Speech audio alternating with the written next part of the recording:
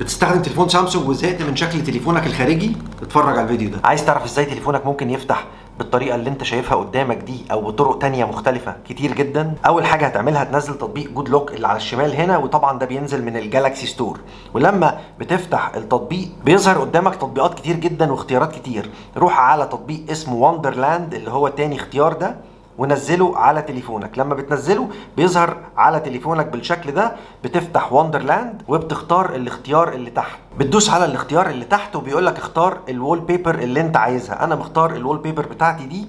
لما بدوس عليها بيظهر لي هنا علامه الاديت، بدوس على الاديت ومن هنا بختار الصوره لو انا عايز اغير الصوره. من تاني اختيار بتقدر تتحكم في شكل الوول بيبر بتاعتك، بتتقسم وبيتغير شكلها كل مره بتفتح تليفونك. في اختيارات كتير، ده الاختيار اللي انا وريته لكم وانا بفتح التليفون. في هنا شكل السلايس، في هنا الصوره بيتعمل لها فليب، وتقدر تختار ما بين اختيارات كتير زي ما انت شايف كده بالطريقه دي. تقدر كمان تتحكم في الايفكت يبقى سرعته عامله ازاي والتحويله اللي بتحصل فيه عامله ازاي من الاختيار ده. ومن الاخر هنا بتختار لها اسم معين وبعد كده بتدوس اوكي، وفي الاخر بيبقى الشكل بالطريقه دي او باي طريقه انت بتختارها للوول بيبر بتاعتك. وانا تامر، وفي الاخر بقى ما تنساش تعمل سيف الفيديو، شير مع اصحابك، فولو عشان تشوف الحاجات الجديده.